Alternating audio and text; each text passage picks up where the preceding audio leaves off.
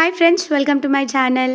వామ్మో! మా అక్కకి టైలరింగ్ గూడా వచ్చినట్టుంది గదా! ఇంతకీ ఎన్నొచ్చక్కా నీకు అని అనుకుంటుర్రా? మీరు అట్లా అనుకుంటే పప్పులో కాలేసినట్టే. ఎందుకంటే నాకు టైలరింగ్ గాదు గదా! టైలరింగ్ స్పెల్లింగ్ గూడా రాదు. మా మమ్మీ అటు ఇటు 3 నెలల కోర్స్‌లో జాయిన్ చేసింది టైలరింగ్ నేర్చుకోనని. కానీ నాకు అసలది రాలేదు గానీ కొసరిది మాత్రం వచ్చింది. అదే కుట్లేసుడనమాట. ఇయాల రేపు ఆల్ట్రేషన్ ఏయనీకి గూడా మస్తే పైసలడుగుతున్నారు. అట్లయినా గూడా కొంచెం అంత బెనిఫిట్ అయినట్టే గదా! ఏమంటారు? ఇంక అసలు ముచ్చట ఏందంటే, ఈ రెడ్ కలర్ పలాజో నేనెందుకు తీసుకున్నా అంటే, ఒకరోజు మా చిట్టి వాళ్ళ స్కూల్‌లో రెడ్ కలర్ డ్రెస్ థీమ్ ఉండే అనమాట. సో, అప్పుడు గుర్తుకొచ్చింది నా దగ్గర చిట్టి పాప దగ్గర రెడ్ కలర్ డ్రెస్ లేదని. సో, ఫోటోస్, వీడియోస్ అన్నీ స్కూల్ వాళ్ళు సెండ్ చేస్తారు గదా! చిట్టి పాప మాత్రం ఫోటోలలో లాస్ట్‌కుండే. నాకెందుకో మంచిగా అనిపియలేదు. స్కూలోళ్ళని ఏమి అనలేం గానీ, థీమ్ అసుంటిది గదా!